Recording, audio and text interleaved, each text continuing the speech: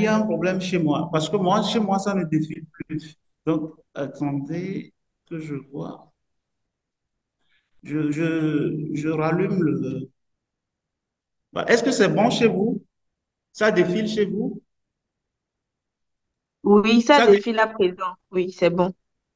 Là, ça défile. Là, on sera obligé de reprendre encore une fois. On Vraiment doit désolé. reprendre. Bon, on peut commencer par du plan, oui. Maintenant, ça défile, c'est bon. Voilà, les chers collègues, chers amis, vraiment toutes mes excuses. J'ai un problème avec la connexion Internet. J'ai fait de mon mieux pour utiliser deux options différentes, mais malheureusement, voilà. Donc, veuillez vraiment m'en excuser. Le plan, je vous ai dit, après l'introduction, il y aura les généralités, la prise en charge extra-hospitalière, puis la prise en charge intra-hospitalière et enfin la conclusion. En introduction, le choc hémorragique, c'est une urgence diagnostique et thérapeutique. Le docteur Fassi nous l'a dit tout à l'heure. Parmi les principales étiologies, c'est les traumatismes graves. Et de plus en plus, chez nous, ces traumatismes sont liés à des plaies balistiques. Et sur le plan pronostic, le pronostic dépend essentiellement de la survenue de la coagulopathie aiguë qui peut être à l'origine d'une augmentation de la mortalité et de la morbidité, surtout dans nos milieux. En définition, ce qu'il faut dire, c'est que le choc, c'est un syndrome d'insuffisance cardio-circulatoire aiguë qui est secondaire à un déséquilibre entre les besoins et les apports en oxygène et en nutriments au tissu. Et cette situation va altérer de façon durable l'oxygénation et le métabolisme de l'organisme.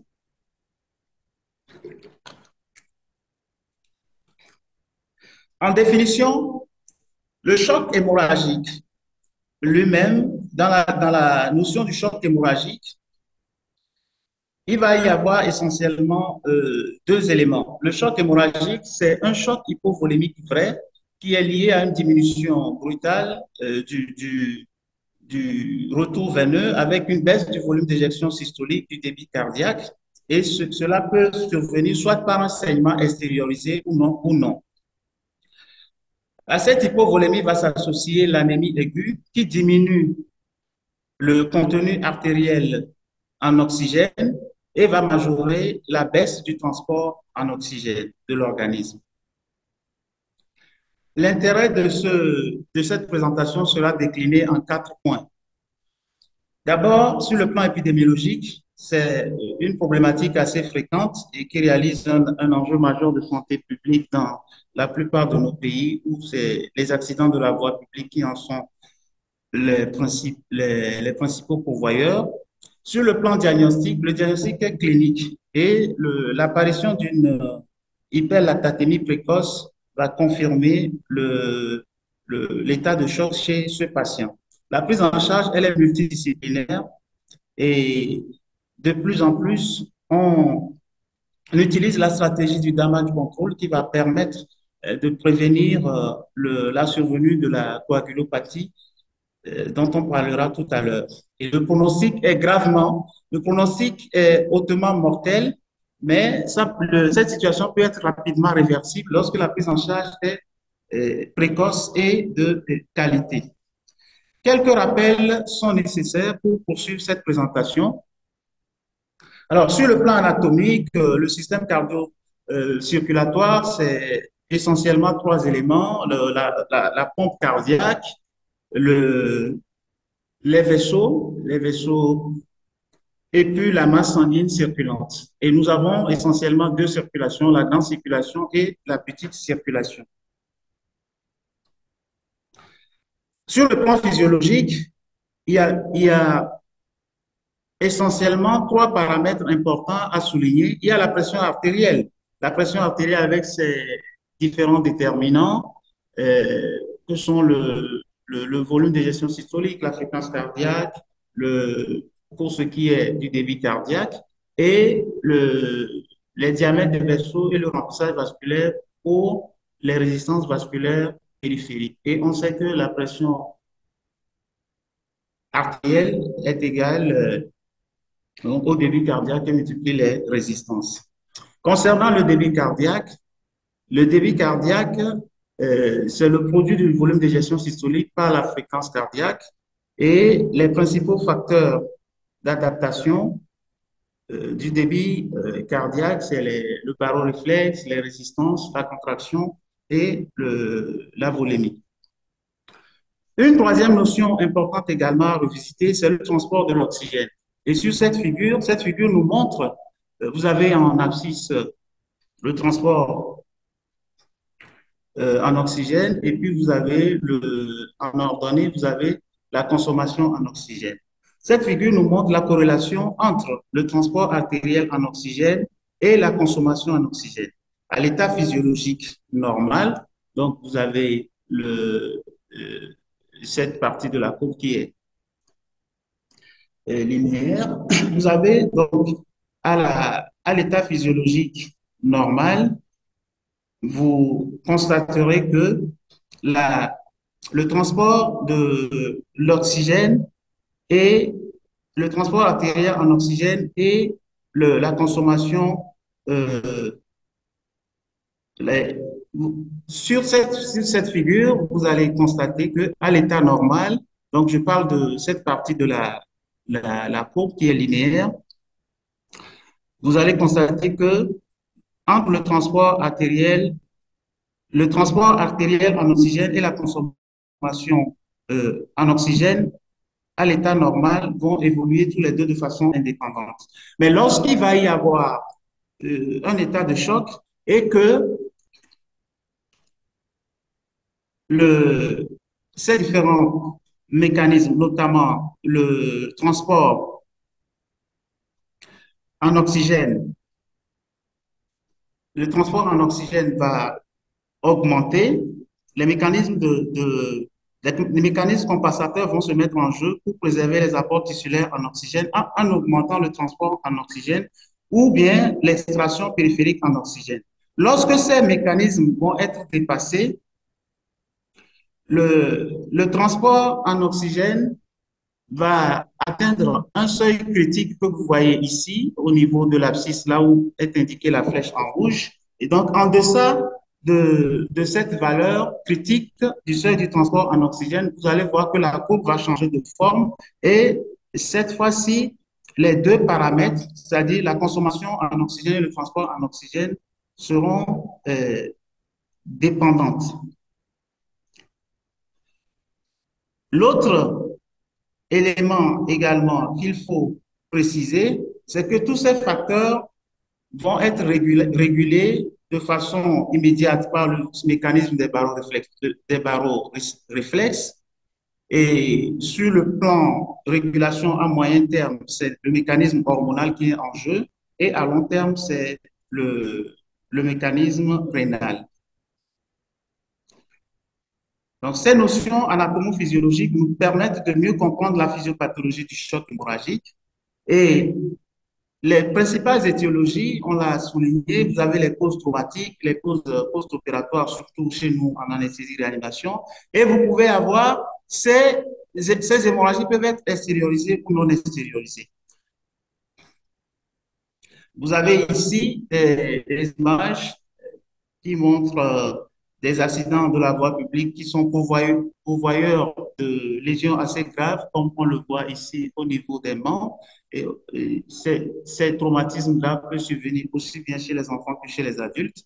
Et de plus en plus, dans notre contexte, vous avez les traumatismes balistiques qui sont également à l'origine de ces différentes hémorragies. Sur le plan physiopathologique, il va y avoir essentiellement deux conséquences. Vous avez la chute de la volémie d'une part et l'anémie de l'autre part. Cette chute de la volémie va entraîner une altération de la perfusion tissulaire et va aboutir à une hypoxie tissulaire. Et de l'autre côté, l'anémie aussi va compromettre les échanges gazeux et vous allez aboutir à un déficit énergétique, puis à une souffrance tissulaire. Donc, vous avez deux éléments importants, la chute de la volémie et l'anémie. D'autre part, l'hypoperfusion que va induire l'état de choc et puis la reperfusion tissulaire induite par les traitements mises en œuvre sont susceptibles également d'entraîner une inflammation systémique. Et cet état inflammatoire est susceptible d'initier ou de prolonger l'état de choc initial. Et des mécanismes compensateurs vont se mettre également en route pour redistribuer la circulation régionale en privilégiant les organes nobles que sont le cœur, le cerveau, les poumons et puis les autres organes nobles que vous connaissez. Alors, ces différents éléments vont permettre de décrire sur le plan physiopathologique essentiellement trois phases. Il y a la phase compensée et réactive, où la chute, consécutivement à la chute brutale de la pression artérielle, vous allez avoir le système sympathique et autres qui vont se mettre en branle. Il y aura une deuxième phase lorsque le choc sera compensé. Et puis, vous aurez après la phase irréversible du choc, ce qui est matérialisé sur ce schéma où on voit le, le moment où l'organisme essaie de réagir pour remonter la pression artérielle. C'est la phase sympatho-excitatrice. Après, vous allez aboutir à la phase d'inhibition. Et si l'hémorragie persiste, vous allez aboutir à un choc irréversible. Et ces différents éléments nous permettent de comprendre les signes de l'état de choc que nous voyons là, qui vont être le reflet de l'hypoperfusion au niveau des différents organes. En dehors de ces éléments physiopathologiques, il y a essentiellement deux notions clés à retenir. C'est la notion de la coagulopathie aiguë, qui est un phénomène complexe et multifactoriel associant un certain nombre d'éléments. Il y a des déterminants intrinsèques et puis il y a des déterminants extrinsèques. Et ces différents déterminants vont agir de façon synergique et on va aboutir à ce qu'on appelle le losange létal, c'est-à-dire l'hypothermie, l'acidose, l'hypocalcémie et la coagulopathie. Vous avez également une notion importante cette notion importante à préciser qui concerne l'évolution temporelle de la volémie et de l'hématocrite. Donc, à gauche sur cette courbe, avant la survenue de l'hémorragie, vous avez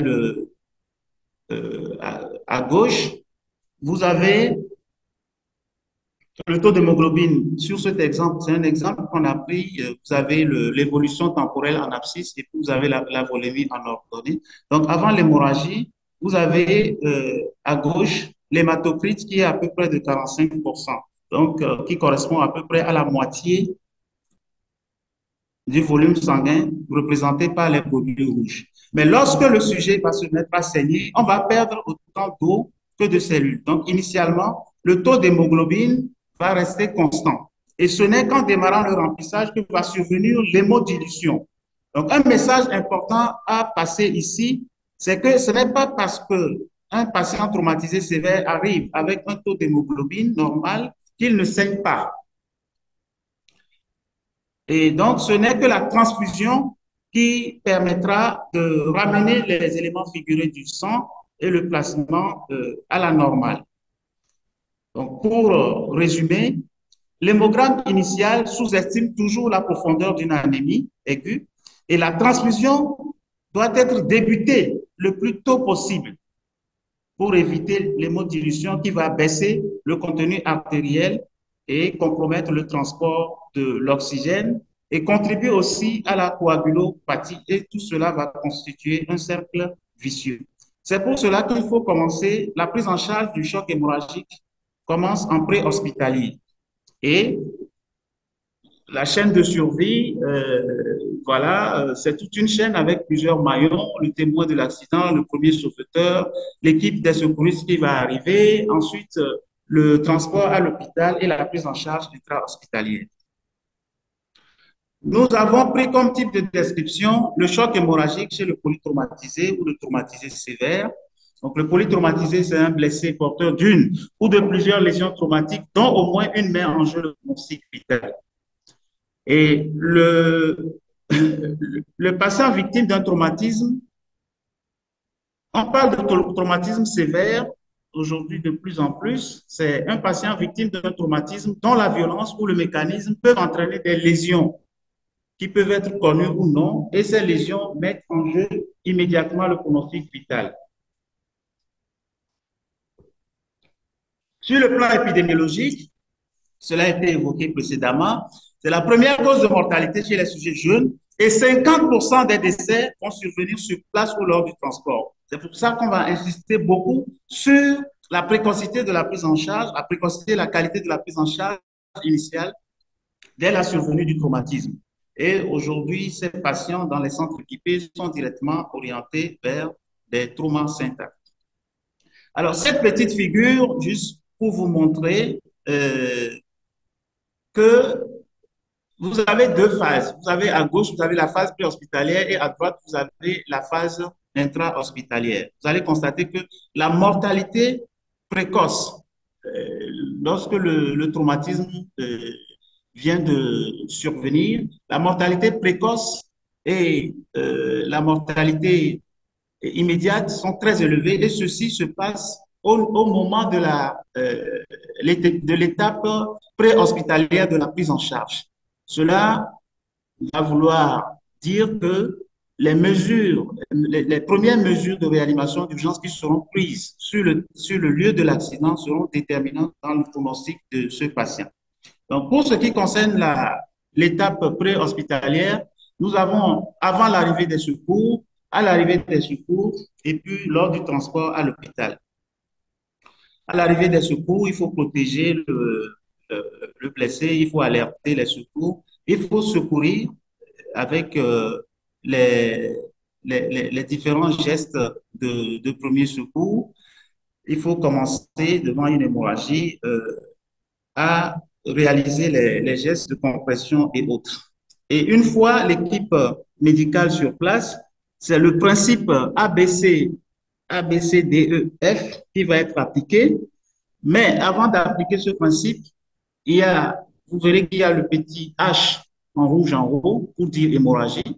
C'est-à-dire que vous arrivez devant un blessé grave qui saigne. La première chose, si vous ne mettez pas en route les mesures pour arrêter l'hémorragie, ben, le patient va se vider complètement de son sang. Donc, avant de dérouler l'acronyme ABCDEF, il faut s'assurer qu'il n'y a pas une hémorragie extériorisée ou interne et il faut déjà démarrer les mesures d'hémostase. Ensuite, sur le plan respiratoire, c'est le airways et puis le briefing. Airways, il faut libérer les voies aériennes supérieures.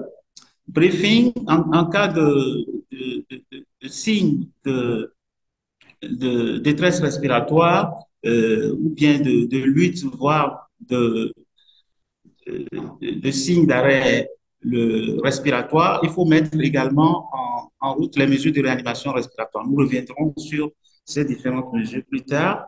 Il en est de même pour le C, qui veut dire circulation. Devant les signes d'état de choc, il faut démarrer également les mesures de réanimation cardio-circulatoire. Et puis, sur le plan neurologique, en cas de détresse neurologique également, assurer une protection neurologique et surtout prévenir l'hypothermie qui est très délétère pour ces genres de patients. Et lorsqu'il y a des lésions associées, les prendre également en compte. Alors, sur le plan, il faut faire déjà une certaine stratification et vous voyez dans ce tableau les différentes classes de choc hémorragique. Et vous voyez que la classe 4, lorsqu'il y a un pourcentage de perte de plus de 40% de la volémie, vous avez des signes d'état de choc et pouvant rapidement mettre en jeu le pronostic vital. Toujours dans l'évaluation de la gravité, il y a un certain nombre d'éléments qui vont être également pris en compte. Le nombre et l'intensité des défaillances, l'étiologie du choc hémorragique, le délai, la qualité de la prise en charge et l'existence de comorbidité. et les différents signes que vous connaissez sur le plan respiratoire, les signes d'épuisement, l'altération grave de la conscience. Et sur le plan cardio-circulatoire, l'absence de tachycardie en cas d'hémorragie massive doit être un signe d'alerte parce que la plupart du temps, ça annonce le désamorçage de la pompe cardiaque et si rien n'est fait, vous allez avoir rapidement un arrêt cardiaque. Donc, devant ces différents signes, il y a les mesures, c'est les mêmes mesures de réanimation qu'il faut mettre en place rapidement, le contrôle des hémorragies, la réanimation respiratoire cardiaque et la protection neurologique. Il y a un certain nombre de points importants déjà à ce stade préhospitalier qu'il faut prendre en compte. D'abord, il y a l'hémostase avec les différentes techniques de compression. Ensuite, vous avez, ce patient doit être scopé, monitoré, prendre rapidement deux voies veineuses périphériques ou alors une voie centrale et faire les prélèvements sanguins rapides, maintenir une bonne oxygénation, soit par une oxygénothérapie ou alors une intubation avec ventilation invasive, démarrer le remplissage vasculaire et chez ces patients, on est souvent amené à introduire plus rapidement les vasopresseurs et voir la transfusion. Dans un contexte de polytraumatisme, il faut notamment assurer la protection de l'axe tête-cou-tronc, assurer une bonne analgésie, faire le nettoyage des plaies, le pansement des plaies, lutter contre l'hypothermie et faire un bilan clinique pour rechercher les traumatismes associés. Donc, toute hémorragie non contrôlée, après avoir mis en place ces premières mesures de réanimation pré-hospitalière, si vous avez affaire à une hémorragie non contrôlée, il faut considérer ce patient comme étant une urgence vitale qui doit être transférée sans délai vers un centre où on est en mesure d'assurer l'hémostase, qu'elle soit médicale ou chirurgicale. Et dans la lutte justement contre la survenue de ces facteurs d'aggravation que sont la coagulopathie, il y a de plus en plus la notion de damage control qui permet de maîtriser ou limiter les dégâts. Donc, vous avez le damage control en préhospitalier, c'est la réanimation préhospitalière. Ensuite, vous avez la réanimation damage control en intra-hospitalier et le damage control chirurgical lorsqu'on a affaire à des hémorragies non contrôlées. Voilà, je passe. Ensuite, ce patient qui a été stabilisé doit être transporté rapidement en fonction, selon son état vers le centre adapté de prise en charge.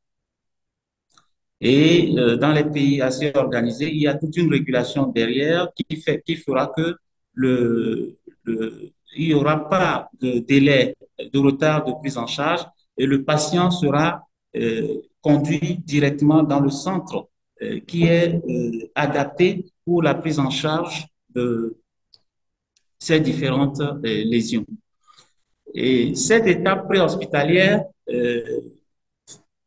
nous amène vraiment à insister un peu sur la notion de médecine d'urgence préhospitalière qui n'est pas toujours effective dans la plupart de nos pays.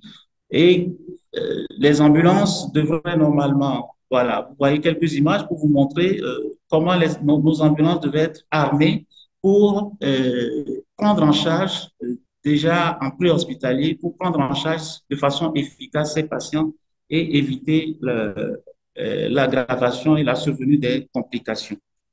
Et si cette prise en charge préhospitalière est optimisée, elle va nous permettre de pouvoir stabiliser le patient et de l'amener vivant à l'hôpital. Ce qui nous permet d'aborder la prise en charge intra-hospitalière.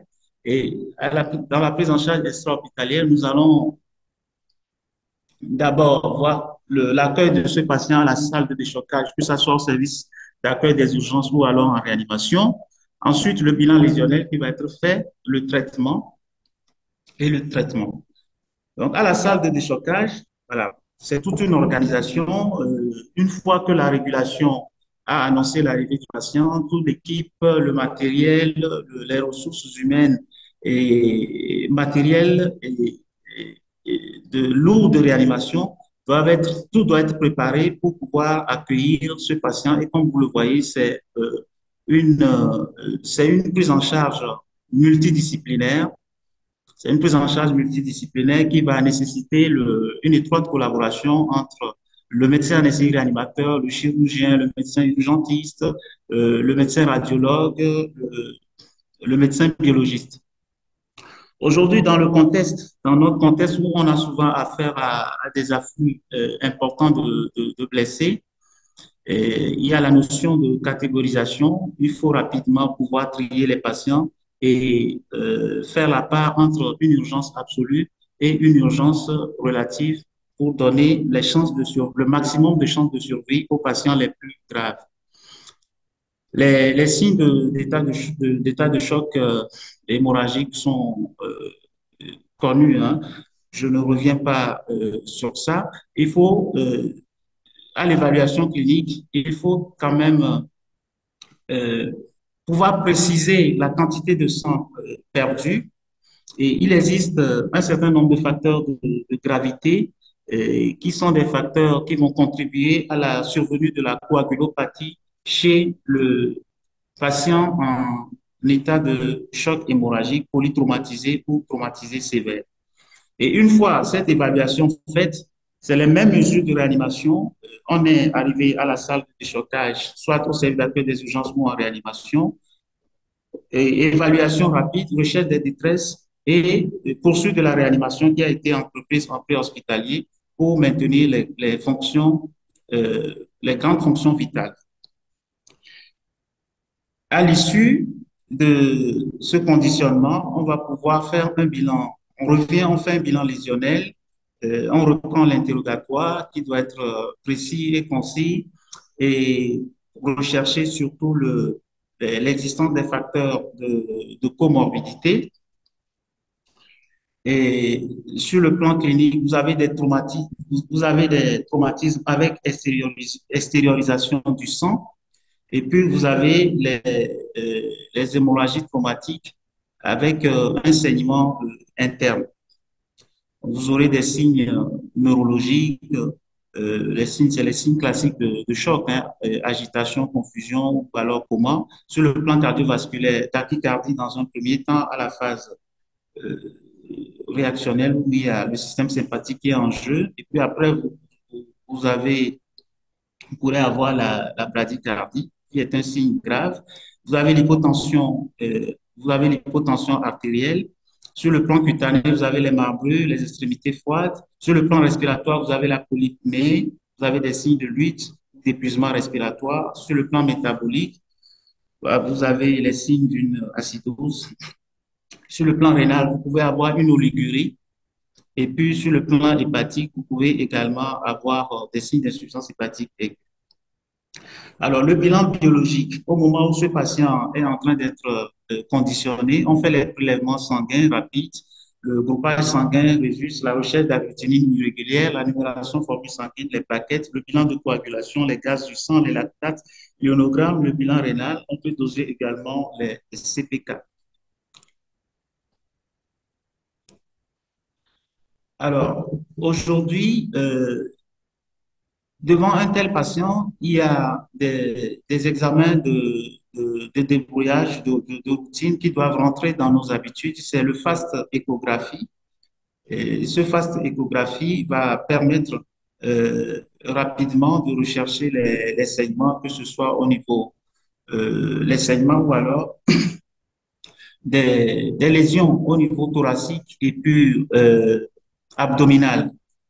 Donc, parallèlement, les radiographies standards seront également faites selon les étiologies. Donc, la radiographie du thorax, la radiographie des membres, la radio du bassin et le FAST échographie va permettre de rechercher donc les, un hémopéritoire, un pneumothorax, etc. Et également, ce fast échographie permettra de voir la cinétique et l'hémodynamique cardiaque. Et le body scanner chez ce patient doit être réalisé dès que son état le permet. Alors, le traitement, il y a les buts du traitement, les moyens et les méthodes, les indications, l'évolution, le pronostic et puis la prévention. Le but du traitement, c'est de stabiliser l'hémodynamique, c'est de prévenir les complications et de traiter l'étiologie. Pour ce faire, nous disposons de plusieurs moyens, les moyens de réanimation, l'oxygénothérapie, la ventilation, les moyens de réanimation cardio-circulatoire, la prise d'apport veineux, le remplissage, l'utilisation des vasopresseurs. Vous avez la réanimation neurologique, l'analgésie, la sédation, l'anesthésie. Et vous avez les moyens de réanimation rénale et les différents médicaments qui peuvent être utilisés. Vous avez également des méthodes de surveillance, de monitorage invasif, non invasif. Vous avez les techniques chirurgicales interventionnelles ou alors les, le, la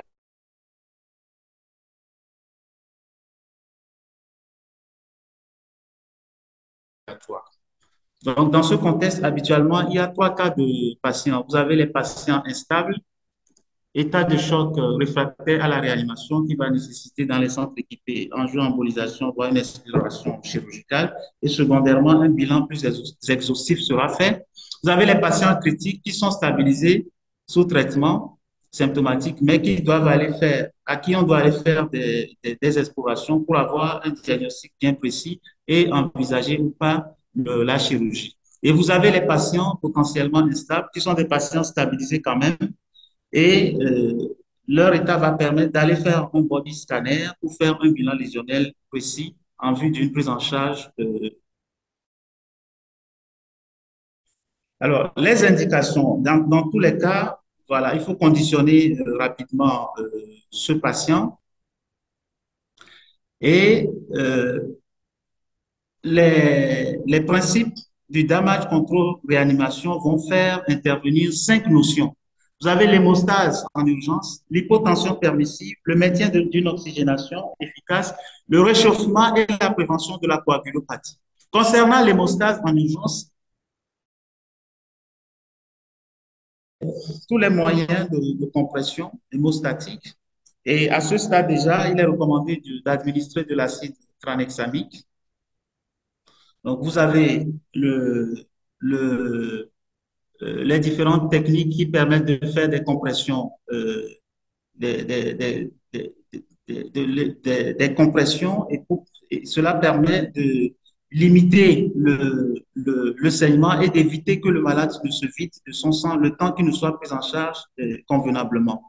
Vous avez les pansements compressifs, les immobilisations, les pansements hémostatiques.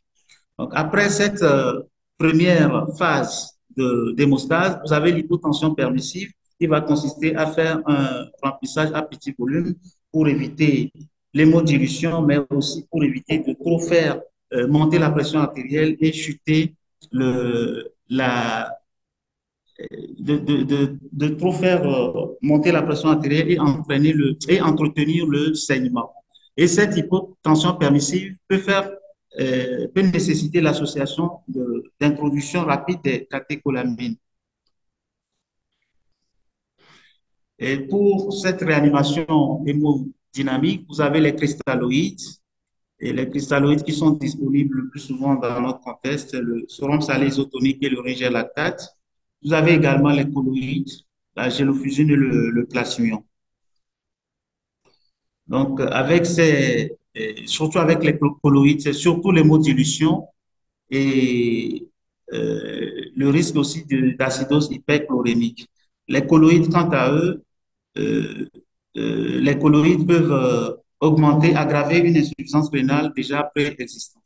Vous avez également les vasopresseurs, les principaux vasopresseurs euh, indiqués chez ce patient, c'est soit la noradrénaline ou bien l'adrénaline. Et ces différents vasopresseurs vont permettre de maintenir une stabilité de l'état hémodynamique. Donc, après cette hypotension permissive, vous avez le maintien d'une oxygénation efficace qui passe, comme nous l'avons vu précédemment, par la, la libération des voies aériennes, l'intubation et la ventilation mécanique selon l'état du patient. Ensuite, il y a le réchauffement. Le réchauffement du patient parce que l'hypothermie va entraîner une baisse une consommation des facteurs de coagulation et cela va entraîner la coagulation aiguë post-traumatique et le sang va devenir incoagulable, le patient va continuer par saigner. Donc, il faut maintenir ces patients en normothermie. Et la prévention, le quatrième point, c'est la prévention des coagulopathies qui passe également par la transfusion, le démarrage rapide de la transfusion sanguine. Et cette transfusion sanguine repose sur l'utilisation des produits sanguins labiles, que sont les concentrés de globules rouges, le plasma frais congelé, les concentrés plaquettaires. Donc, le seuil concernant les concentrés de globules rouges, aujourd'hui, chez le sujet qui n'a pas de cardiopathie, on tolère jusqu'à 7 grammes par décilitre. En deçà, il faut démarrer la transfusion avec un ratio de 2 concentrés de globules rouges pour un plasma frais congelé. Et le plasma frais congelé également est indiqué lorsque le TP, le taux de prothrombine, est indiqué lorsque le taux de prothrombine est en deçà de 40%. Le sang total également peut être utilisé dans certaines indications. Alors, il est important de souligner aujourd'hui l'utilisation du plasma lyophilisé. Le plasma lyophilisé qui initialement était utilisé dans le service de santé des armées en opération, et dont l'utilisation a été aujourd'hui vulgarisée en pratique civile. Et l'avantage de ce plasma lyophilisé, c'est que le conditionnement est facile, il peut être constitué en 6 minutes et la conservation peut se faire entre plus de 25 degrés Celsius, alors que pour conserver un PFC, il faut moins 30 degrés. C'est un produit qui peut être utilisé pendant 2 ans avant la péremption, mais malheureusement, il est coûteux et n'est pas toujours accessible chez nous. Et le plasma lyophilisé a été introduit, donc il y a eu des recommandations pour son utilisation en milieu hospitalier. Il y a également la transfusion massive qui peut survenir et cela peut occasionner un certain nombre de complications. Donc, les accidents transfusionnels peuvent avoir des accidents immunologiques, non immunologiques. Et la prévention de ces différents accidents transfusionnels nécessite qu'il y ait vraiment une hémovigilance, une traçabilité sur l'utilisation des produits sanguins. Alors, une fois ce patient stabilisé, lorsqu'il y a une indication opératoire, il faut rapidement aller au bloc opératoire, aller faire un geste d'hémostase rapide. Et une fois l'hémostase faite, il peut s'agir d'une laparotomie exploratrice, il peut s'agir d'une thoracotomie d'hémostase. Et une fois l'hémostase faite, ce patient va être ramené en réanimation pour la poursuite de la réanimation. Mais une reprise chirurgicale doit se faire dans les 24 à 48 premières heures. Au niveau abdominal, on peut mettre un packing et après les 24-48 premières heures, on doit retourner au bloc opératoire. Alors, il y a des indications pour la ventilation, l'intubation avec la ventilation, lorsqu'il y a une détresse respiratoire, lorsque vous avez un score de Glasgow qui est en deçà de 8. Et une fois intubé, il faut ventiler ce patient.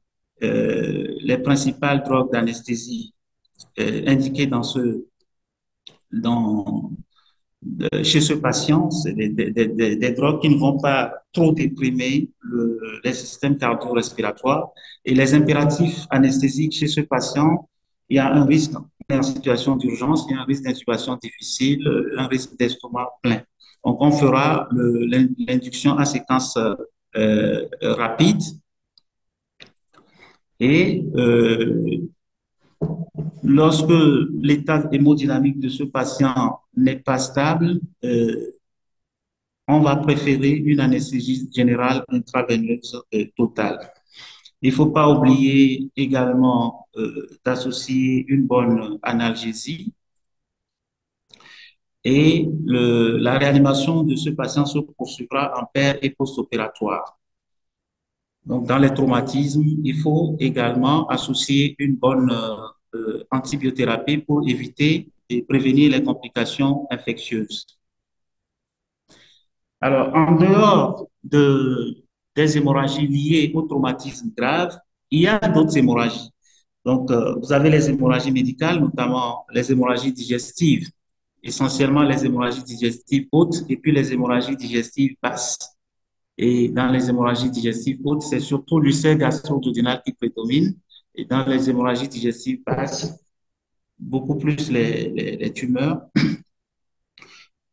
Donc, dans la prise en charge des hémorragies digestives hautes, sans hypertension portale, on conseille de faire une forte administration d'inhibiteurs de pompe à protons et puis entretenir et poursuivre par des explorations endoscopiques et traiter les Helicobacter pylori.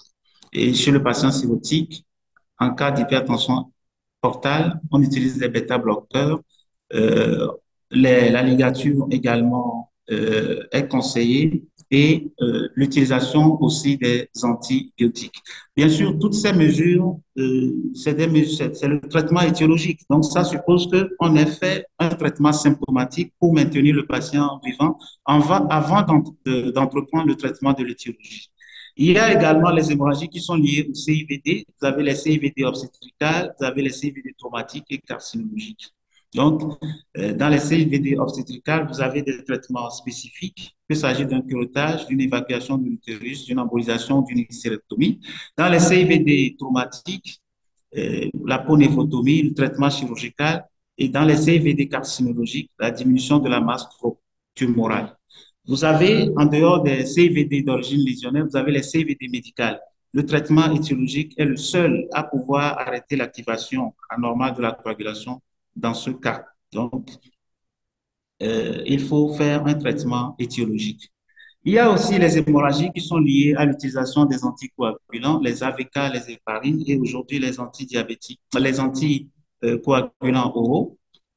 Donc, en fonction et selon les indications, on utilisera les concentrés de complexes prothrombiniques. Ils ne sont pas toujours disponibles dans notre contexte. La vitamine K1 également et la surveillance de l'INR. Donc, il y a les hémorragies obstétricales dont nous avons déjà parlé qui vont associer des mesures de réanimation médicale et cardio-circulatoire et puis le traitement chirurgical. D'abord angio-embolisation et puis après le traitement radical, soit l'hystérectomie. Il y a des spécificités, il réside des spécificités chez les enfants et qu'il faut également prendre en compte en tenant compte des modifications physiologiques chez l'enfant.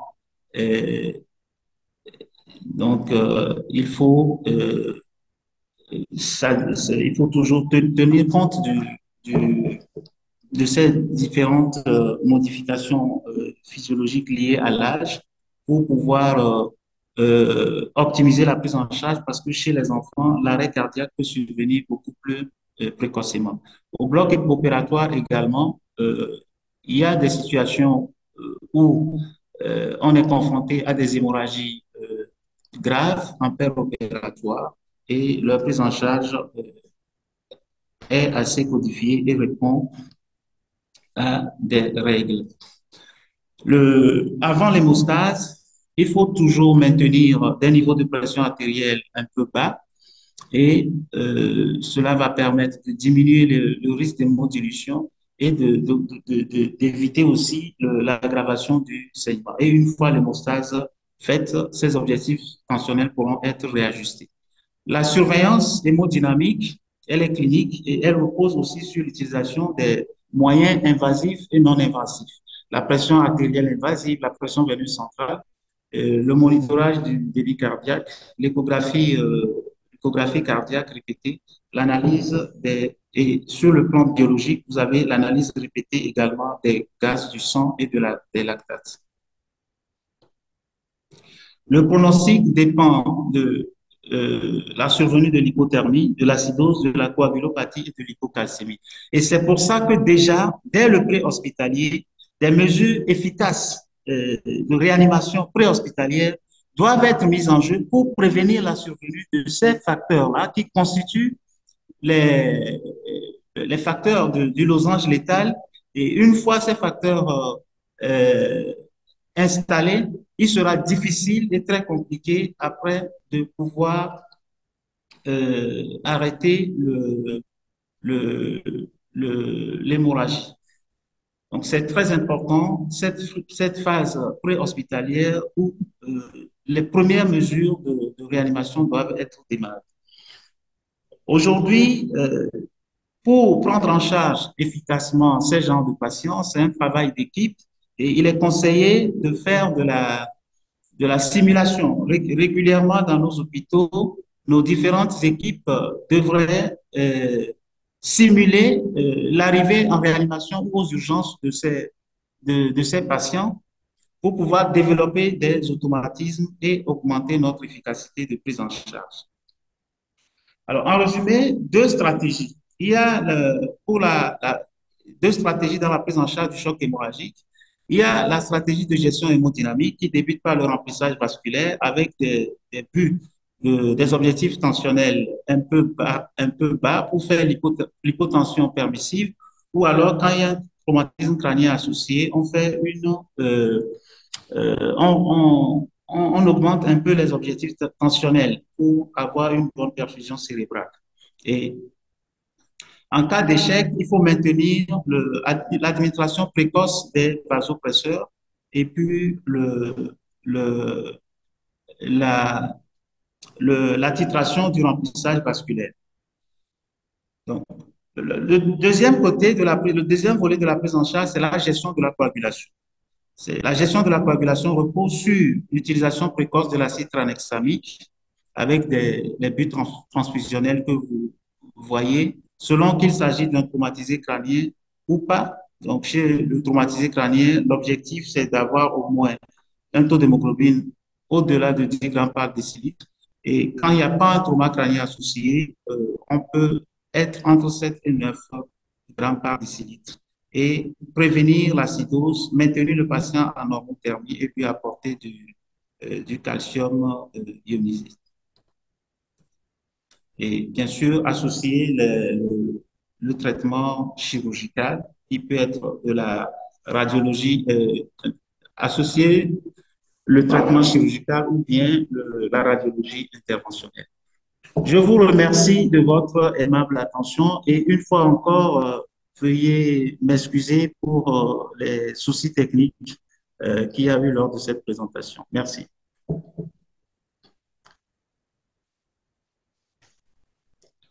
Merci beaucoup à vous, professeur. Le démarrage était difficile, mais l'arrivée est très intéressante. Je vous dis merci. Et je dis également merci à tous ceux qui sont restés jusque-là pour suivre cette communication. Nous allons rapidement commencer la deuxième partie de notre séance d'aujourd'hui, la phase des questions-réponses. Si vous avez des interrogations, des partages d'expériences, pourquoi pas, des choses à dire quand même par rapport à la communication d'aujourd'hui, il suffit de lever votre main, de vous présenter et de poser votre préoccupation.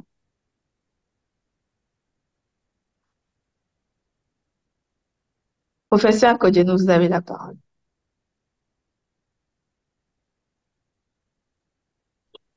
Merci. Vous me recevez? Oui, oui, on vous reçoit. D'accord. Merci, docteur Fassinou. À travers vous, je remercie Réma. Je remercie sincèrement Réma pour ces échanges que vous organisez. Je voudrais sincèrement remercier mon collègue, le professeur Sama, pour sa brillante présentation et qui a abordé tous les aspects de la prise en charge du choc hémorragique. Bien entendu, en sa qualité d'officier supérieur de l'armée togolaise, le type de description ne m'étonne pas. Le polytraumatisme qu'il a pris comme tout type de description.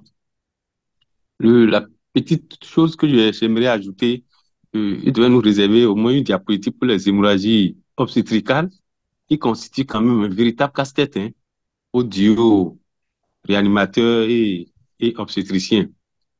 Bon, je ne sais pas s'il a fait sciemment, hein, parce il est l'un des auteurs d'un ouvrage qui sortira le 17 février au Bénin et un mois après au Togo, où on a abordé le choc hémorragique dans son volet obstétrical. Et donc, je crois que le message est clair du début jusqu'à la fin. Moi, j'ai suivi ça. Ma deuxième intervention porte sur l'utilisation des solutés de remplissage, cristalloïdes versus colloïdes. Bien entendu, dans le contexte africain, bon, on a le même mal, hein, que ce soit Togo, Bénin, Niger, Niamey, Mali, etc.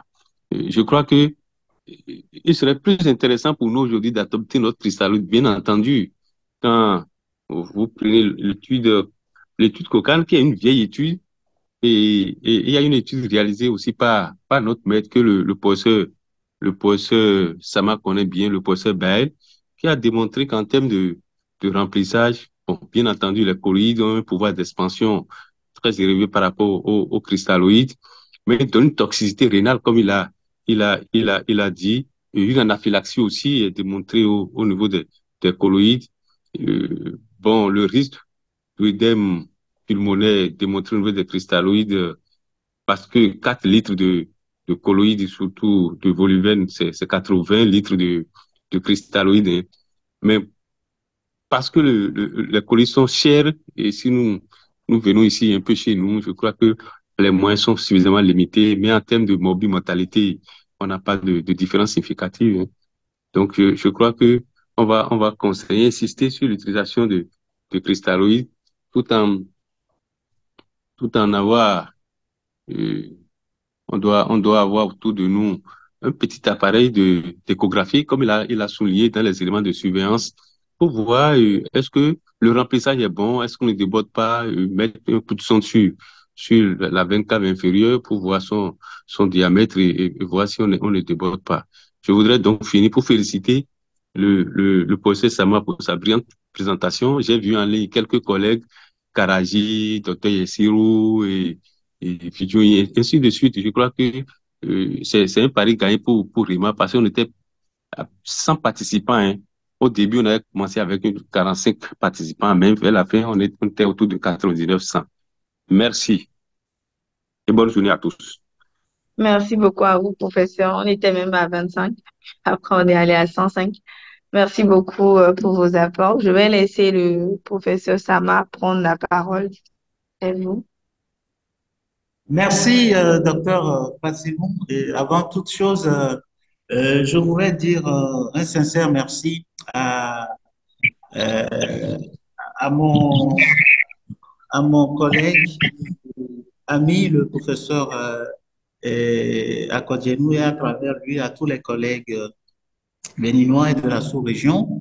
Et merci pour tout ce que tu fais pour voilà, les étudiants, pour les patients et puis pour la promotion de l'anesthésie-réanimation dans notre région.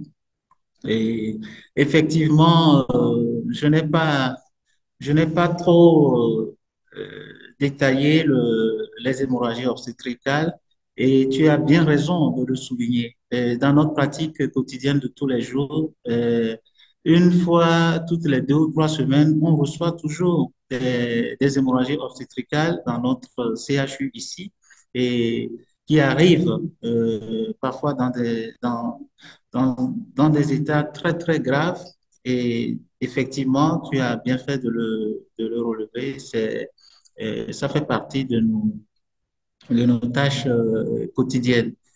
Bon, concernant le reste, je pense que c'est beaucoup plus des apports. Et donc, je te dis sincèrement merci. Merci à vous également, professeur. Je ne sais pas s'il y a des collègues qui aimeraient poser des questions. C'est vraiment ouvert, hein. Faut pas que nous soyons intimidés par la présence des maîtres. C'est vraiment ouvert. Et si vous avez des questions, n'hésitez pas. Même si vous aviez, pourquoi pas, des partages d'expérience, pourquoi pas. J'ai vu une main levée, Karaji. Merci de vous présenter, de poser votre question.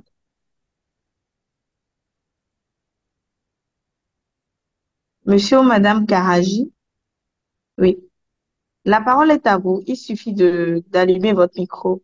Oui, merci beaucoup. Allô, vous me recevez? Oui, on vous reçoit. Merci beaucoup. Je commence par remercier sincèrement le professeur Sama ainsi que tous les organisateurs pour ce thème qui est d'une importance capitale. Je suis également beaucoup ravi de voir en ligne beaucoup d'autres collègues, professeurs à côté de nous et tout le monde. Et sans perdre trop de temps, j'aimerais vraiment insister enfin, ou alors remercier docteur, professeur Sama d'avoir rappelé le caractère important de la prise en charge préhospitalière. C'est qui est un peu la difficulté dans notre contexte et cela est vraiment quasiment la même chose dans tous nos pays. La prise en charge se ressemble un peu, on perd trop de temps au niveau préhospitalier alors que la ressource est là. En tout cas, il y a un minimum de ressources humaines et il suffit simplement d'une meilleure organisation pour la prise en charge préhospitalière, la fameuse Golden Hour ou l'heure d'or. Et on est en train de perdre beaucoup de patients pour le simple fait que la prise en charge préhospitalière est un peu balbutiante, voire inexistante dans nos contrées. Et donc, c'est l'occasion pour moi d'inciter les collègues, franchement, et surtout ceux qui ont la responsabilité de l'enseignement, d'insister sur cet aspect auprès des jeunes collègues et même chez tout le monde dans le cadre de la formation médicale continue parce que, franchement, sans être critique, on se rend compte, en tout cas ici, c'est une réalité de Niamey. Il y a énormément de lacunes par rapport à la prise en charge initiale de cas qui pourtant sont d'emblée d'une gravité extrême, mais quand vous voyez les prises en charge initiales, ça donne un peu à réfléchir. Donc, merci beaucoup et je suis content sur une des diapos, que le professeur ait mentionné la possibilité dans le conditionnement de labors vasculaires par cathé intra-osseux. C'est des petites choses, bon, petites choses un peu exagérées, c'est des choses simples, en fait, qu'on peut développer chez nous et qui peuvent faire en sorte que la prise en charge de nos patients soit beaucoup améliorée. Et pour finir, franchement, encore une fois, il y a beaucoup de réunions où nous avons la chance d'assister en tant qu'anesthésiste. Et franchement, au niveau des pôles de prise de décision, il faut que tout le monde appuie les projets de renforcement du secteur préhospitalier, mais aussi l'hôpital, hein, parce que deux fois dans les débats, on se rend compte que les collègues pensent que développer le préhospitalier, par exemple, donner des moyens au SAMU, c'est considéré comme peut-être prendre des moyens ailleurs pour amener. Mais non, c'est un développement ensemble. C'est une chaîne en fait. Tous les moyens sont essentiels. Si le préhospitalier ne marche pas, le malade perd beaucoup de chance. C'est vraiment une perte de chance. Et puis, au niveau hospitalier aussi, on peut développer des choses, on peut développer Fast Echo. Et franchement, il a pu aborder dans ce laps de temps toutes les parties essentielles de la prise en charge de l'hémorragie. Et vraiment, je m'en réjouis. Et pour ne pas monopoliser la parole, je dis encore une fois merci aux organisateurs et au professeur Sama. Et c'était vraiment un réel plaisir de participer à ces échanges. Merci à tous. Merci à Merci. vous, même si on aurait aimé avoir la chance de mieux vous connaître parce que vous n'êtes pas présenté. Mais merci quand même. Ah oui, excusez-moi. Moi, je suis docteur Souleymane Karaji. Je suis médecin urgentiste, anesthésiste réanimateur qui travaille au SAMU du Niger. Je suis le directeur général du SAMU Niger, à Niamey. Merci beaucoup à Et, vous. Docteur Fassin, je veux bien ajouter que Karaji est diplômé de l'école de Cotonou. Donc, c'est un de tes aînés de Cotonou. Absolument, absolument. C'est un pur produit de Cotonou.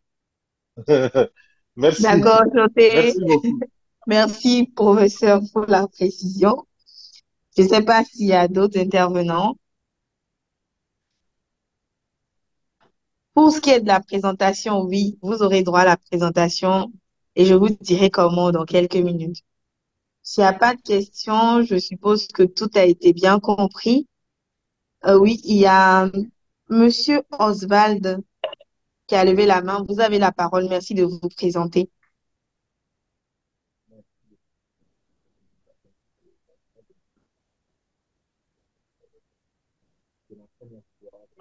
Monsieur Oswald, on vous entend pas, mais votre micro est déjà ouvert.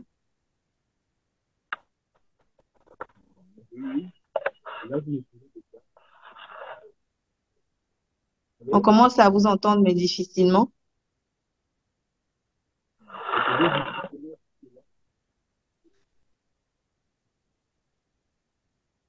Allô? Oui, on vous entend.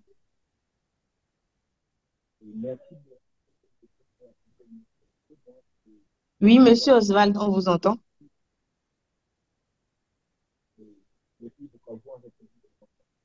Vous pourriez toujours laisser votre message dans la messagerie parce que là, on a du mal à vous entendre. Ou carrément, vous pouvez fermer le micro et le réallumer.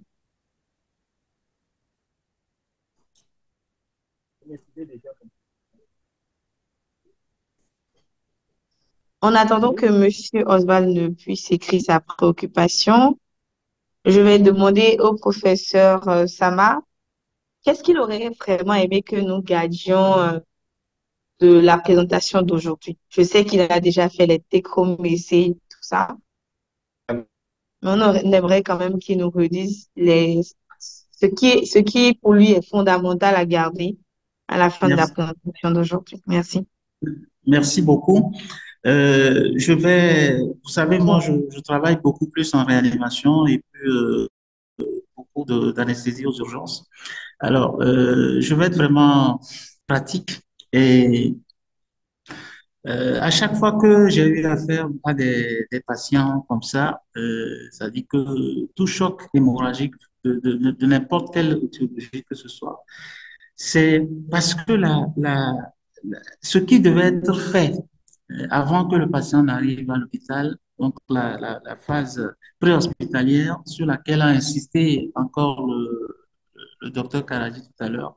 Je pense que souvent, c'est cette phase, c'est cette prise en charge extra-hospitalière qui fait défaut et qui font que les patients vont arriver dans un état de choc irréversible, coagulopathie et tout le reste. Et c'est difficile à manager.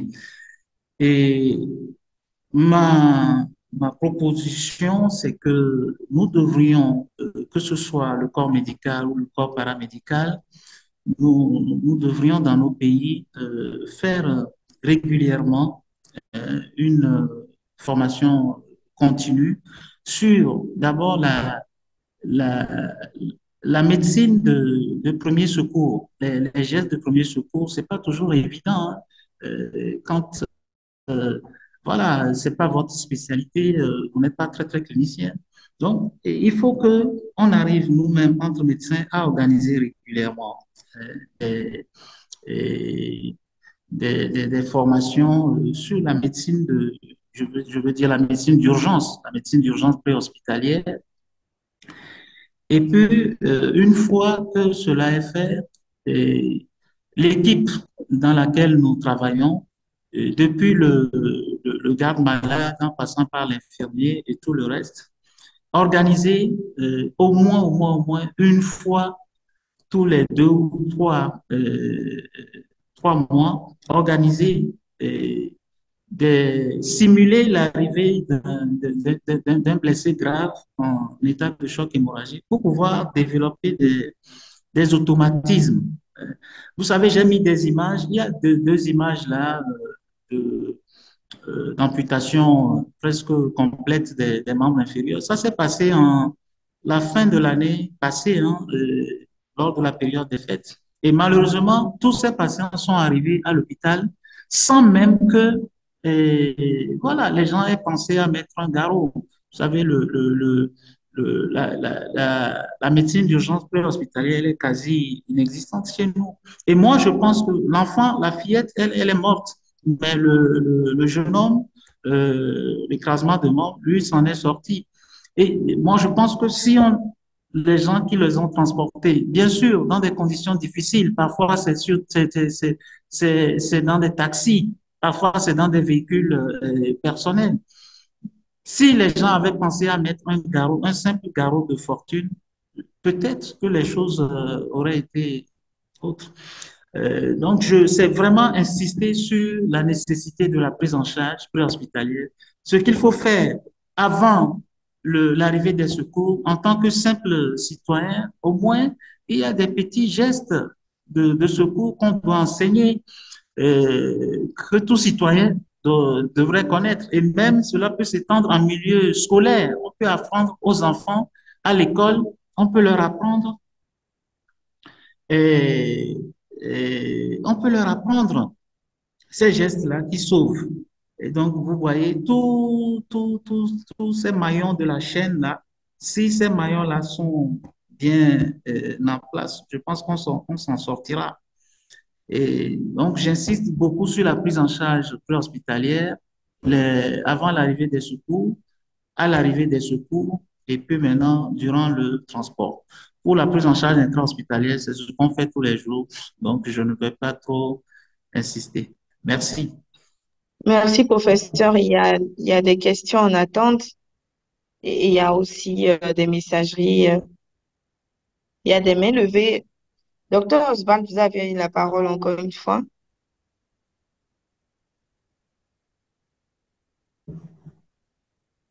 Je vais passer la parole à Docteur Traoré.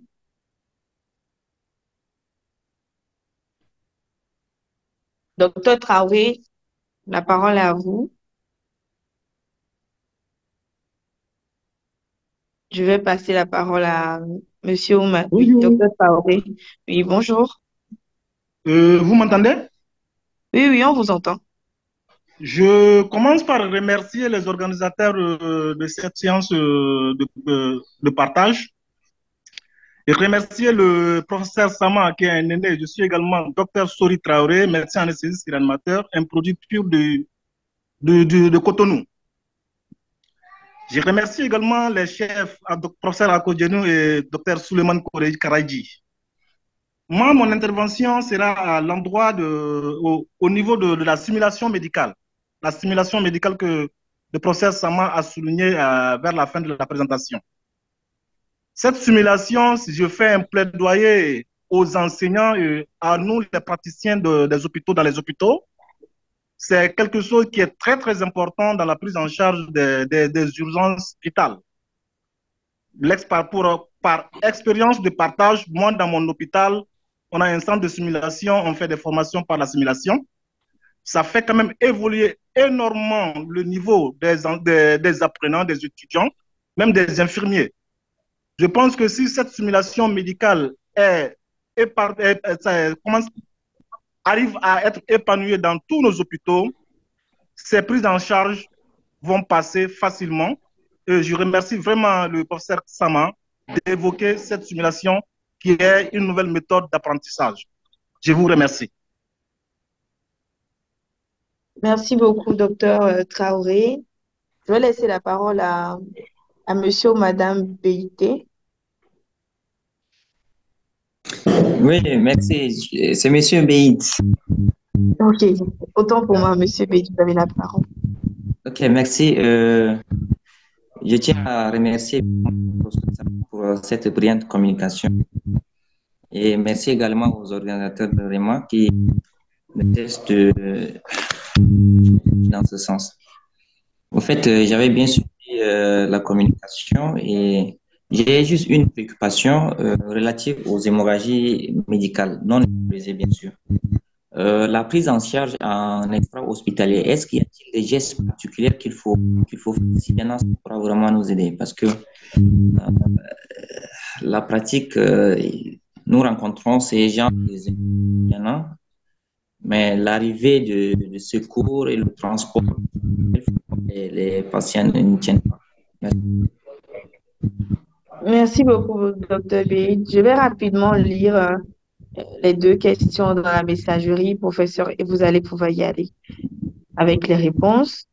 Docteur Assogba, je pense avant, il y a Docteur Ameyona qui demande, qui dit merci, professeur, pour la présentation. Le professeur a eu à dire, ce n'est pas parce que le patient avec un TH normal qu'il ne saigne pas. Lorsqu'il nous expliquait la diapo sur la relation hématocrite et hémodilution, pourriez-vous, s'il vous plaît, nous réexpliquer ce point? Ameyuna Gracia, étudiant en 6e année de médecine à la FSS. Deuxième question, docteur Assogba Emmanuel Moïse. Avons-nous le kit de transfusion massive, entre parenthèses, culoglobulaire, PFC, plaquettes, à disposition dans nos banques de sang? Le damage control qui nécessite une prise en charge séquentielle, est-ce que ça se fait dans nos hôpitaux? Bon, c'est la question de docteur Emmanuel. Docteur Oswald Mawila du Burkina Faso. Non, excusez-moi. Docteur Oswald Mawila depuis Bukavu, en République démocratique du Congo. Il a dit, je disais, je suis ravie de la présentation du professeur de ce jour. C'est ma première fois de prendre part dans l'exposé au sein de la plateforme REMA et je suis ravie surtout de voir que ça nous réunit avec nos professeurs pour acquérir quelque chose de leur expérience. Maintenant, ma préoccupation est la suivante. Vu que la présentation du jour, qui est tellement enrichissante, en sorte que tous les points de traitement étaient touchés, mais une chose qui me tient beaucoup à cœur est que le traitement est multidisciplinaire. Malheureusement, ce n'est pas partout en Afrique qu'on peut ainsi le faire vu les conditions limitées. Alors, une fois qu'on se trouve dans un milieu reculé avec les mêmes conditions difficiles de transfert, que peut être le service minimum pour essayer de sauver la vie d'un patient avec le choc hémorragique? Je ne sais pas, il y a une dernière question, professeur. J'y vais ou vous allez déjà répondre à tout ça? Ben, je vais commencer et puis bon, je pense que c'est interactif, hein, et s'il y a des collègues qui veulent aussi réagir, voilà, je crois qu'il n'y a pas de problème, hein. Et je peux? Bien sûr, la parole est à vous. Ok. Donc, je reviens sur la figure, cette figure où on voyait l'évolution dans le temps de la volémie. Donc, on a en abscisse, vous avez le temps, et puis en ordonnée, on a la volémie. Et avant la survenue de l'hémorragie, le taux d'hématocrite euh, est à peu près, correspond à peu près à la moitié du volume sanguin, représenté essentiellement par le globule rouge, les globules rouges. Maintenant, une fois que le patient va commencer par saigner, donc il y aura à la fois une perte, il y aura à la fois une perte d'eau et de sang. Donc, cette perte d'eau et de sang, au début, à la phase aiguë, elle est quasiment identique, aussi bien pour le, bon, le sang que le plasma. Mais lorsque, au fur et à mesure, lorsque le, la situation va perdurer, lorsque la situation va perdurer, euh, dans la réalité, le taux d'hématocrite va être va commencer par dégringoler, ça va être un peu plus bas. Et quand le remplissage, on va commencer le remplissage, si vous remplissez, bon, pas trop dans les règles, vous allez aggraver cette hémodilution et le taux d'hématocrite peut encore chuter davantage. Donc, il n'y a que la transfusion. C'est pour ça qu'il est conseillé d'introduire rapidement la transfusion de sang. C'est seule la transfusion de concentré de globules rouges qui va permettre de pouvoir corriger cela. Bon, c'est ce que j'avais à dire par rapport à cette question. Mais s'il y a un collègue qui veut voilà, apporter des compléments d'information, je pense qu'il peut. D'accord, professeur. En attendant Oui, docteur oui, Facile, vous permettez? Hein? oui, vous pouvez y aller. Oui, il a tellement bien expliqué, mais le collègue ou la collègue qui a posé cette question a aussi raison. Parce que ça suit l'allure des trois étapes du mécanisme du choc, c'est-à-dire choc compensé, décompensé et choc irréversible. Et comme l'a dit le professeur Sama, lorsque vous êtes à l'étape du choc compensé, vous allez voir que la pression est normale, le poids est normal, le taux d'hémoglobine est normal, vous allez penser que oui. Or, il y a du sang qui sort. Il y a du sang qui sort. À cette étape, vous êtes au niveau du choc compensé. Et c'est justement dans nos structures sanitaires où on n'a pas de produits sanguins labiles. À portée de main, c'est pas comme vous faites, clac, on vous donne 3 poches de sang, 3 poches de kilos, 2 plasmas frais congelés, 4 concentrés plaquettés. Non, nous, on n'est pas dans ce contexte. Et du coup, vous allez penser que oui, ça va. Et c'est lorsque vous passez de cette étape de choc compensé, vous allez vers choc décompensé. Vous allez commencer par transfuser, vous créez encore une hémodilution. Et je vais chuter sur la dernière phrase du professeur Sama. Aucun autre produit ne remplace le produit sanguin labile en matière de choc hémorragique. C'est lorsque vous avez apporté du sang, de l'hémoglobine, que vous allez constater que voilà, que la pression artérielle s'améliore, que la fréquence cardiaque s'améliore et vous voyez vraiment que vous êtes en train de traiter. Voilà ce que je voulais ajouter par rapport à la très bonne réponse que le collègue a déjà donnée. Merci. Merci, Merci à professeur Akoli. vous. Je pense qu'il y a une dernière remarque dans la messagerie. Bonjour à tous. Merci, pour la brillante présentation. J'ai un apport concernant la prise en charge des états de choc hémorragique chez l'enfant post-chirurgie, après défaut d'hémostase et malgré le respect du protocole, il faut rechercher une hémophilie et impliquer les hématologues. Je pense que c'est un avis. Une préoccupation pour ceux qui ont l'expérience des ateliers de simulation, cela nécessite-t-il forcément la disponibilité des mannequins où on peut bien se débrouiller sans ces mannequins? Je vais laisser le professeur Sama répondre.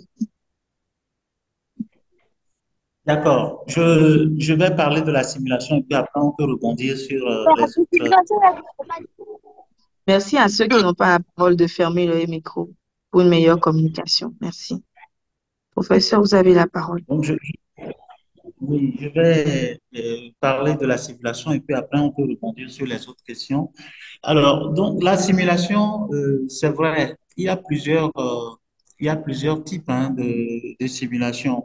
Il y a la simulation avec les mannequins et parmi les mannequins utilisés pour simuler, il y a différentes sortes de mannequins aussi. Il y a des mannequins qu'on appelle des mannequins procéduraux, par exemple une tête d'intubation ou bien voilà, un mannequin pour le massage cardiaque. Ça peut être juste un truc du matériel inerte et immobile.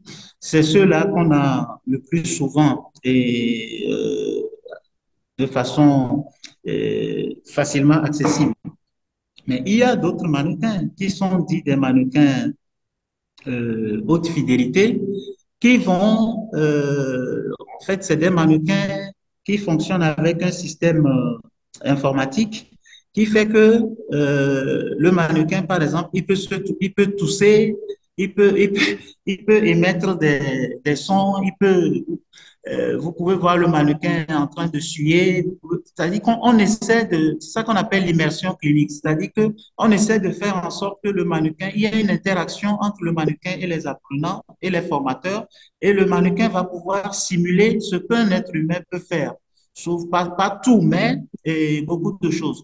Donc, je pense que ces genres de mannequins-là sont plus chers, mais quand on a, si on a au moins un,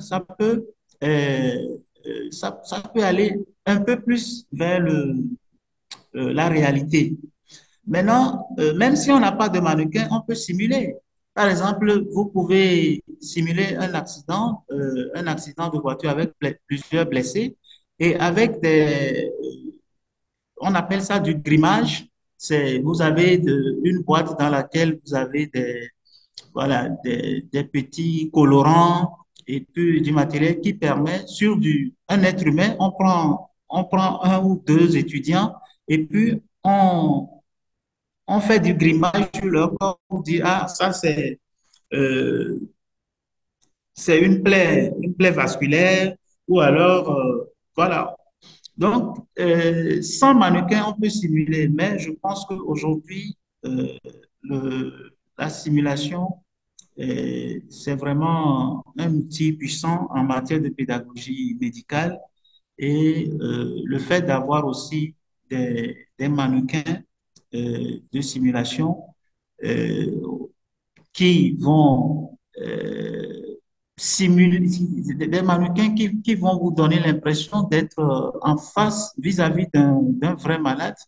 Ça permet d'évaluer d'abord sur le plan technique et puis il y a des évaluations qu'on fait, il y a des simulations qu'on fait de façon individuelle et puis de façon groupée. Donc, sur le plan technique, vous-même, votre compétence technique, ça vous permettra de vous améliorer. Et maintenant, s'il s'agit par exemple, on veut simuler la prise en charge d'un polytraumatisé, c'est pas un travail d'une seule personne, c'est toute une équipe. Donc, il y a également ce genre de simulation qu'on fait pour tous les acteurs de l'équipe. Voilà ce que j'avais à dire par rapport à la simulation qui doit rentrer maintenant dans nos techniques pédagogiques. Et c'est dans toutes les disciplines, c'est pas seulement en urgence, en anesthésie, réanimation. Les chirurgiens aussi, je pense qu'il y a beaucoup de choses qui se font sous euh, simulateur. Merci beaucoup, professeur. Je tiens à préciser à tout le monde que nous allons tout doucement vers la fin, mais je vais quand même lire les deux dernières questions qui sont dans la messagerie et je vais demander aux gens si vous avez des préoccupations. C'est beaucoup plus simple de lever la main. Donc, on dit une préoccupation pour ceux, bon, je pense que j'ai déjà lu cette question. Hémorragie obstétricale du postpartum immédiat. Nous avons le Nalador dans nos officines. Je pense que c'est une question. Le FEIBA, facteur 7 combiné, c'est aussi une question. Recombiné, c'est une question. Je pense que la personne aimerait savoir si on a le Nalador et le FEIDA dans les officines. Et la dernière question, c'est merci au professeur. La question est de savoir, vu que la présentation n'a pas trop abordé le volet hémorragie obstétricale, je prie le professeur de nous rappeler quelques lignes de sa prise en charge. Je pense que vous allez l'aborder peut-être rapidement. Et pourquoi pas, on pourra en faire un autre thème de discussion. Bien sûr, Merci, bien sûr. professeur, vous avez la parole. Oui, concernant euh, le fait d'aborder l'hémorragie obstétricale, le professeur Akodjemou l'a dit hein, tout à l'heure, chaque semaine, on reçoit des patientes qui viennent en réanimation pour des problèmes d'hémorragie de la délivrance. Et bon, moi, de mon expérience, c'est que c'est une prise en charge qui doit être collégiale. Et ça commence, euh, je, je, je vais insister sur un certain nombre de facteurs. Je vais insister d'abord sur la patiente, l'état, le terrain, l'état du patient lui-même. Après, j'aborderai le volet chirurgical et puis je vais terminer par l'anesthésie. Alors, d'abord, euh, euh, c'est des situations dramatiques qui arrivent simplement par le fait que les femmes enceintes en question, durant durant toute la grossesse, il n'y a pas eu un suivi. Quand je parle de suivi, je parle des consultations prénatales.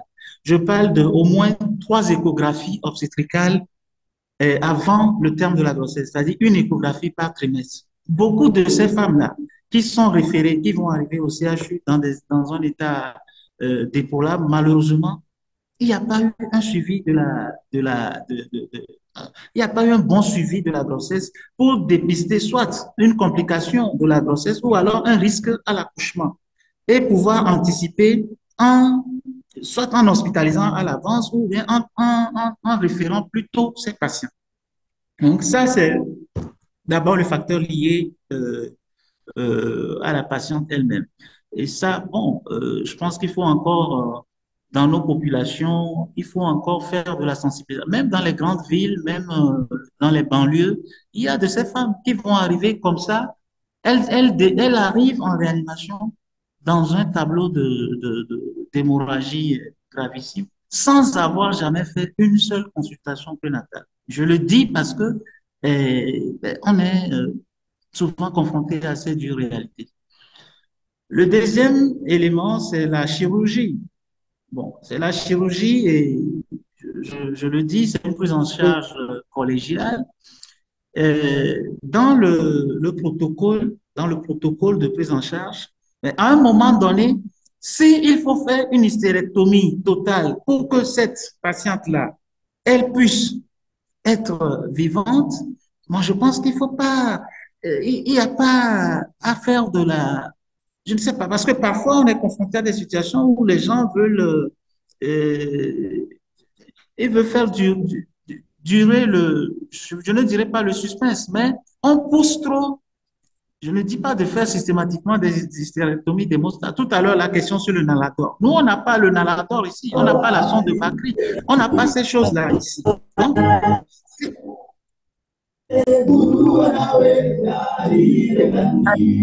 La parole Merci. Professeur, vous pouvez y aller. vous m'entendez, s'il vous plaît? Oui, on vous entend, oui, professeur. Oui, on vous Donc, reçoit, je professeur. Vous pouvez disais y aller. que à un moment donné, s'il faut, c'est une chirurgie de sauvetage. C'est une chirurgie de sauvetage maternel, fœtal parfois. Mais voilà, moi récemment, on a reçu des ruptures succédées comme ça, où voilà, sur toute la ligne, voilà, moi je pense qu'à un moment donné, si euh, le, les collègues avaient posé l'indication du traitement euh, radical, ben, peut-être que ça aurait aidé à arrêter cette coagulopathie qui s'est installée et puis bon, après c'est compliqué. Et le dernier élément, c'est sur l'anesthésie. Nous savons le choix de nos techniques et de nos drogues d'anesthésie et nous savons que sur ce genre de patientes, c'est une anesthésie risquée. Donc, moi, de mon expérience, je pense que nous devons veiller à ce que notre pratique soit toujours optimisée et dans les règles de l'art. Quand vous injectez un produit et vous-même vous connaissez les effets de ce produit-là, je parle notamment de la dépression cardio-respiratoire neurologique et tout ça, ben, ça suppose qu'il faut il faut surveiller il faut surveiller ces patientes-là, mais vraiment surveiller. Et euh, même si à la fin de l'intervention, tout semble euh, rentrer dans l'ordre, ne pas hésiter d'emblée à anticiper en transférant cette patiente après le bloc directement en réanimation où on pourra mieux la surveiller que d'attendre quand il y aura voilà, un arrêt cardiaque ou bien quelque chose comme ça. C'est à ce moment qu'on peut venir en réanimation. Donc, je pense qu'il y a tous ces éléments-là à prendre en compte. Les facteurs liés au patient lui-même, la chirurgie et puis l'anesthésie. Merci. Merci Docteur, parce beaucoup, que professeur. Oui, professeur. si vous permettez, Oui. oui, le professeur Sama a raison de ne pas parler de, des hémorragies obstétricales, parce qu'il a fait 125 diapositives. S'il doit parler des hémorragies obstétricales, ce serait à 300 diapositives, hein. Les hémorragies, pour le collègue ou la collègue qui a posé la question, deux choses. La première chose, c'est que les hémorragies obstétricales aujourd'hui, moi je suis dans l'obstétrique depuis 2018, euh, divisé en deux, d'accord, occulte et non occulte. Et là, dans non occulte, c'est-à-dire que vous ne voyez pas, ça, le sang sort, mais vous ne voyez pas ce sang-là. C'est par exemple, j'ai eu rompu. Et là, vous êtes dans le contexte africain, vous êtes perdu. Deuxième chose, c'est les trois piliers. Les hémorragies du premier trimestre, les hémorragies du deuxième trimestre et les hémorragies du troisième trimestre. La prise en charge est carrément différente d'un trimestre à un autre. D'accord? Et enfin, les trois retards. Les trois retards. Et là, le professeur Sama disait ça, hein. Quand vous avez les premiers signes des hémorragies obstétricales et vous ne prenez pas en charge dans les 2 heures qui suivent, la patiente consomme ses facteurs de coagulation, elle rentre dans CVD.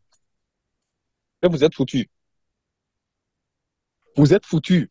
Donc, c'est un gros chantier. C'est un chapitre totalement à part. Je crois que si Réma veut faire, on peut développer ce chapitre. Et moi, je préfère qu'on le développe sous forme de panel. Vous allez inviter un anesthésiste réanimateur, compétence en obstétrique, un gynécologue obstétricien, et puis un biologiste pour qu'on en parle. Pour qu'on en parle vraiment, parce que les hémorragies obstétricales constituent la première cause de décès maternel dans nos formations sanitaires. Et pour appuyer le professeur Sama par rapport à Nalador, mais attention, Nalador ne règle pas toutes les hémorragies obstétricales. Nalador règle les hémorragies obstétricales dues à l'atonie utérine. Là encore, l'atonie utérine est la première cause de l'hémorragie du postpartum immédiat, qui est en tête des causes de l'hémorragie obstétricale. Donc, Nalador, c'est un produit miracle. Ça, c'est l'utérus, vous voyez l'utérus bien atone, mais lorsque vous mettez des Nalador, le 500 microgrammes en pouls sérin électrique, avant 10 cc et 20 cc, l'utérus devient dur comme du bois, comme si c'était un hématome rétroplacentaire. Donc, je crois que c'est un chapitre que peut-être le docteur Fassinou va nous aider à développer et à inviter les gens, qu'on en parle. Il faut qu'on en parle. C'est une grosse partie des hémorragies ou du choc hémorragique que nous rencontrons dans nos formations sanitaires. La présentation du professeur Saman va nous permettre de développer ça, parce qu'il faut développer selon les trois retards, selon les trois trimestres et selon aussi la durée de la prise en charge. Les gens qui vont quitter le Cara pour venir à Lomé à cause d'une hémorragie, ça fait plus de 4 heures ou 5 heures de temps de route. On va les perdre parce qu'elle viendra en CIVD, ça c'est clair. Et c'est comme ça que se passe dans toutes nos formations sanitaires en Afrique. Voilà le commentaire que je voulais faire par rapport à tout ce que le professeur m'a dit. Merci beaucoup, docteur Pascal. Il n'y a pas de souci. De toute façon, Merci. c'était déjà noté, Merci, professeur. merci beaucoup. Si vous permettez, je Oui, tiens oui, à professeur. remercier le professeur Akodjenou pour ses précisions très, très percutantes parce que franchement, je ne vous cache pas, si je prends l'année passée seulement, on continue par avoir des décès maternels liés au choc hémorragique. Et je pense qu'en gynécologie, en obstétrique, chez nous, ça fait partie de les hémorragies obstétricales, leur prise en charge fait partie de la pierre angulaire hein, de la santé de la mère et puis de l'enfant. Et comme il l'a souhaité, ça serait bien d'organiser voilà, une présentation sur les spécificités de voilà, l'hémorragie obstétricale et l'hémorragie du postpartum. Merci. Mais c'est bien noté, professeur, et ne vous inquiétez pas, cette conférence sera belle et bien. Merci. Merci. Donc, je vais clôturer rapidement, mais avant, je vais vous annoncer que le samedi prochain, samedi 3 février, nous aurons abordé la prise en charge des états de mal épileptiques, urgences préhospitalières et hospitalières. Et ce cours sera abordé par le docteur Agbessi Célestin, qui est urgentiste. Voilà, donc on se dit à samedi prochain. Permettez-moi également de répondre à la question de savoir comment avoir la documentation et également le replay de la séance d'aujourd'hui. Il suffit de vous rendre sur notre plateforme Rema Learning et vous aurez droit justement à ces deux cours-là. Et vous aurez également droit à tous les cours que nous avions commencés depuis mars 2022 jusqu'à janvier 2024 actuellement. Merci beaucoup à tous. La procédure d'obtention de l'attestation a été déjà envoyée par mon collègue Rosario, que je remercie au passage. Merci à tous nos maîtres qui étaient là ce matin. Merci beaucoup, professeur Sama. Merci, professeur Akodjenou. Merci à Merci. tous les collègues qui ont suivi cette communication et on se dit à samedi prochain. Prenez bien soin de vous. Merci, Pascaline, parce que tu diriges bien ton affaire de Réma, là. Tu le fais, oui, papa, c'est très bien. Tu diriges ça très bien. Et puis, je te me connais quand même. Entre deux S et ça, là, c'est deux Pascalines différentes. Bon week-end à tous. Merci beaucoup, professeur Akodjenou. Merci à vous, professeur Sama. Merci. Merci à tous.